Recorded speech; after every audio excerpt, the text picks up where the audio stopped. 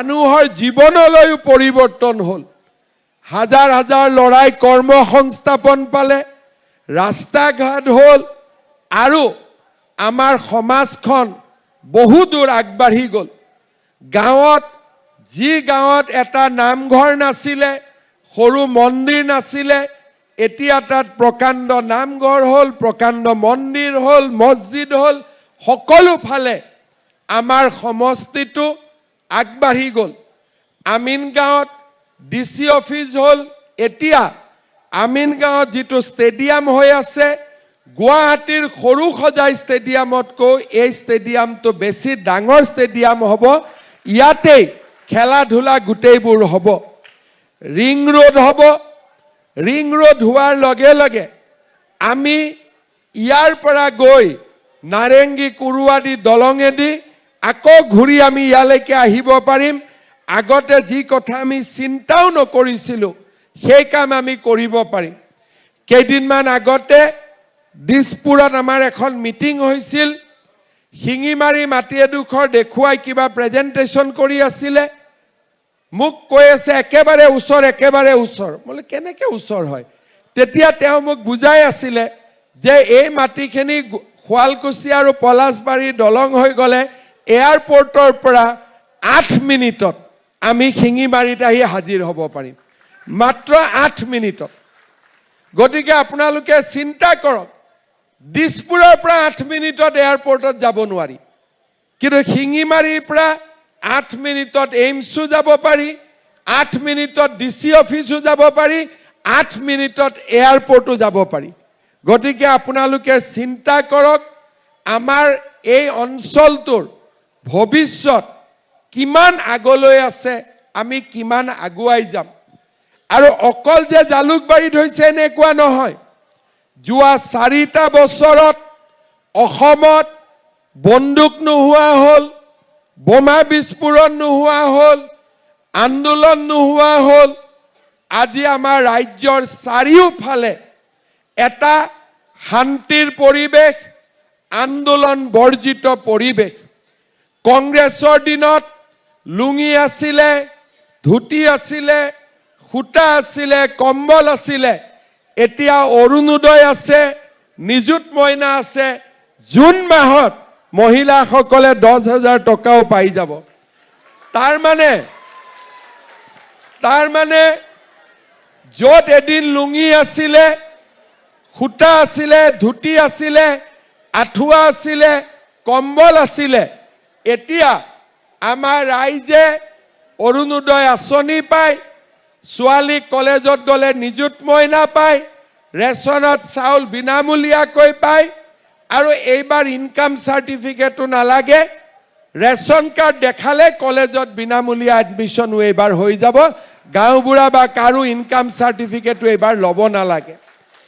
1 অক্টোবৰৰ পৰা ৰেচনত চাউলৰ লগতে 1 অক্টোবৰৰ পৰা কম দামত আমি দালি পাম, নিমখ পাম আৰু তেলো পাম। 1 অক্টোবৰৰ পৰা ৰেচনৰ দোকানত নিমখৰ দাম যদি 40 টকা, ৰেচনত 30 টকাত পাম।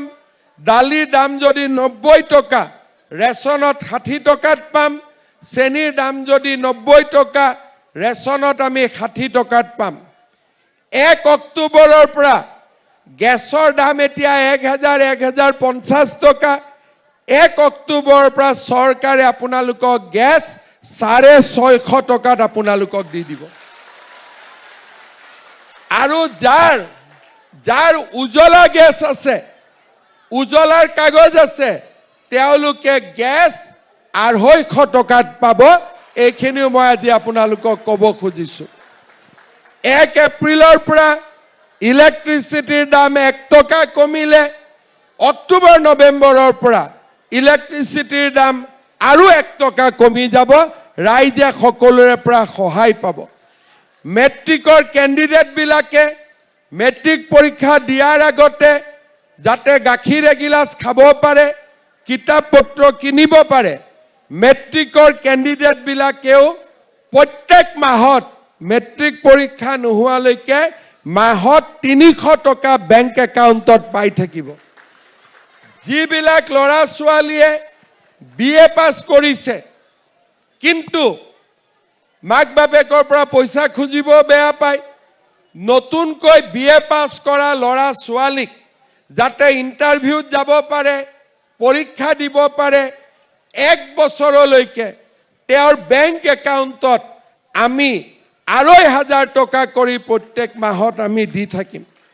চাকৰি ওলাই আছে, অক্টোবৰত আৰু পুলিচ ওলাব, ফৰেষ্ট ওলাব, চাকৰি ওলাব, আৰু যিসকল ল'ৰা ছোৱালীয়ে চাকৰি নাপায় তেওঁলোকক আমি 2 লাখ টকা বেংকৰ পৰা নহয়, চৰকাৰৰ পৰা ডাইৰেক্ট ব্যৱসায় বাণিজ্য কৰিবৰ বাবে আমি 2 লাখ টকা কৰি আমি আগবঢ়াম।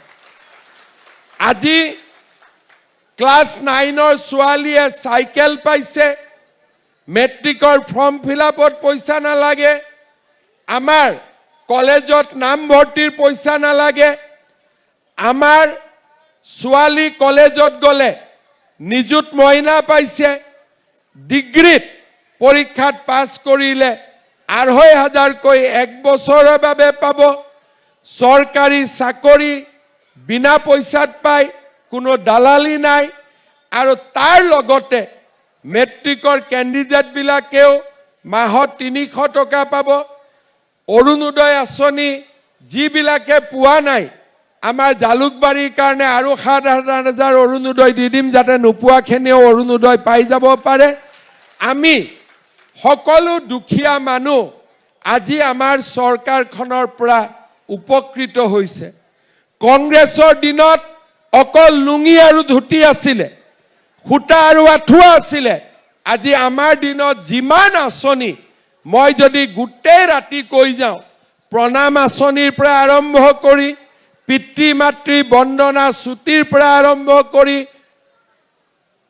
আমাৰ খেল মহাৰণৰ পৰা আৰম্ভ কৰি, সাংস্কৃতিক মহাৰণৰ পৰা আৰম্ভ কৰি, বিহুক বিশ্ব দৰবাৰত লৈ যোৱা, ঝুমুৰক বিশ্ব দৰবাৰত লৈ যোৱা, অসমীয়া ভাষাক ধ্ৰুপদী ভাষাৰ মৰ্যাদা দিয়া, আমাৰ চৰাইদেউ মৈদামক বিশ্ব ঐতিহ্য, আলাবৈ ৰণৰ স্মৃতি, লাচিত বৰফুকনৰ প্ৰতিমূৰ্তি, মই যদি কৈ যাওঁ ৰাতিপুৱাই যাব, কিন্তু 4 বছৰত যিমান কাম কৰিলো কৈ শেষ কৰিব নোৱাৰিম। শ্ৰদ্ধাৰ ৰাইজ, আপোনালোকে মোক যি মনত চিন্তা কৰি অসমৰ মুখ্যমন্ত্ৰীৰ দায়িত্ব ল'বলৈ আগবঢ়াই দিছিলে, আজি মই যোৱা 4টা বছৰত প্ৰতিটো দিন, প্ৰতিটো পল, প্ৰতিটো মুহূৰ্ত অসমবাসী ৰাইজৰ বাবে, সমষ্টি ৰাইজৰ বাবে কাম কৰিবলৈ চেষ্টা কৰিছো। আজি আপোনালোকে দেখা পাইছে চাৰিওফালে নতুন মথাউৰি বনিছে, দদৰাৰ ওপৰতো মথাউৰি বনিছে, আকৌ মথাউৰিবিলাক পাকা ৰাস্তালৈকেও ৰূপান্তৰ হৈছে। আগতে ক'ত মথাউৰিয়ে নহৈছিল, এতিয়া মথাউৰি হৈছে, আকৌ মথাউৰিৰ ওপৰত পাকা ৰাস্তাও হৈছে। ইমান পৰিৱৰ্তন আমাৰ ৰাজ্যৰ জনজীৱনলৈ কেতিয়াও অহা নাছিলে।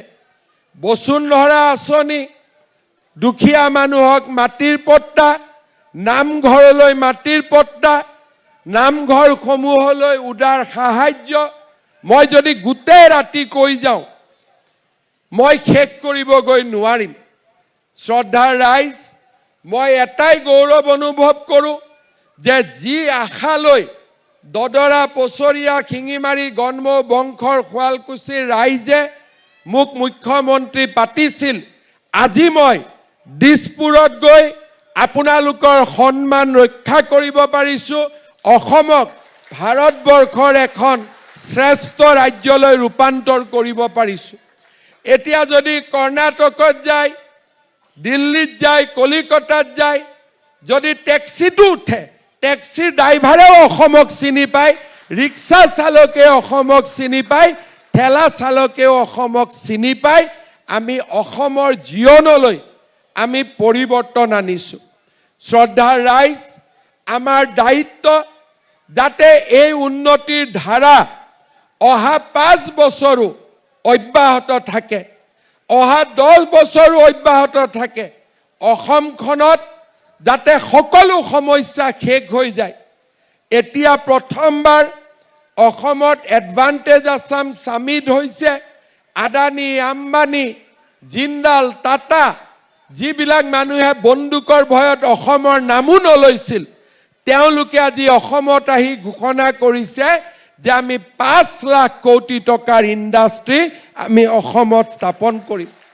আমি যদি এই ইণ্ডাষ্ট্ৰীবোৰ বঢ়াব পাৰোঁ, আনিব পাৰোঁ, যিমান ল'ৰা ছোৱালী আজি অসমৰ বাহিৰত সিকিউৰিটি গাৰ্ড কৰিবৰ কাৰণে গৈছে, কেৰেলা, তামিলনাডু, কৰ্ণাটকা, বেমাৰ হলেও সিহঁতি ঔষধ নাপায়, মৃত্যু হলেও মৃত শৰীৰ ঘূৰি নাহে। অসমত উদ্যোগ হলে আমি বাহিৰত থকা ল'ৰা ছোৱালী সকলোকে আমি অসমলৈ উভতাই আনিব পাৰিম। শ্ৰদ্ধাৰ ৰাইজ, সেইবাবে এই পঞ্চায়ত নিৰ্বাচনতো আপোনালোকে বিজেপিক ভোট দিব আৰু আমি যাতে আমাৰ কৰ্মযজ্ঞত আগুৱাই যাব পাৰোঁ তাৰ বাবে আপোনালোকে আশীৰ্বাদ দিব। শ্ৰদ্ধাৰ ৰাইজ, এই দিনকেইটা আমাৰ বাবে অকণমান কষ্টৰে ভৰা।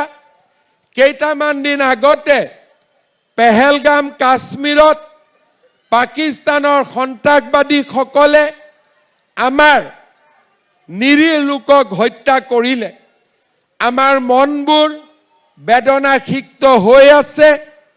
প্ৰধানমন্ত্ৰী মোদী ডাঙৰীয়াই, মই বিশ্বাস কৰোঁ যে এই সন্ত্ৰাসবাদীসকলক বিচাৰি উলিয়াব আৰু চৰম শাস্তি প্ৰদান কৰিব। আমাৰ ভাৰতৰ সেনা বাহিনীৰ জোৱানসকলে যাতে সাহসেৰে এই পাকিস্তানৰ লগত মোকাবিলা কৰিব পাৰে, তাৰ বাবে আমি মন্দিৰ, মছজিদ, নামঘৰত মোদী ডাঙৰীয়াৰ কাৰণে প্ৰাৰ্থনা কৰিম, দোৱা কৰিম, যাতে তেখেতে ভাৰত মাতৃৰ সন্মান ৰক্ষা কৰিব পাৰে। শ্ৰদ্ধাৰ ৰাইজ, আজি আমাৰ বাবে দুখৰ কথা, যেতিয়া 27 জনকৈ নিৰীহ লোকৰ মৃত্যু হৈছে। আমাৰ অসমৰে কিছুমান মানুহে ফেচবুক, ছ'চিয়েল মিডিয়াত পাকিস্তানৰ ফেভাৰত লিখে, পাকিস্তান জিন্দাবাদ লিখে। আমি তেওঁলোকক এৰেষ্ট কৰিছোঁ আৰু লগতে মই এইটোও কৈছোঁ যে যদি ভৱিষ্যতে পাকিস্তানৰ ছাপৰ্টত লিখি থাকে, সিহঁতৰ ঠেংবিলাকো ভাঙি দিয়া হ'ব, যাতে কেতিয়াও ভাৰতৰ নিমখ খাই পাকিস্তানৰ গুণগান গাব নোৱাৰে। গুণ গাব লাগে নেকি ভাৰতৰ নিমখ খাই? আজি এই মানুহবিলাকৰ কাৰণে আমি সকলো বদনাম হ'বলগীয়া হয়। সেইবাবে মোদী ডাঙৰীয়াই পাকিস্তানৰ লগত যুঁজিব আৰু আমি ভাৰতৰ ভিতৰত, অসমৰ ভিতৰত থাকি পাকিস্তানৰ দালালি কৰাবিলাকৰ লগত আমি যুঁজিম। এইটোৱে হৈছে আমাৰ লক্ষ্য আৰু তেনেকৈ আমি আগবাঢ়ি যাম। শ্ৰদ্ধা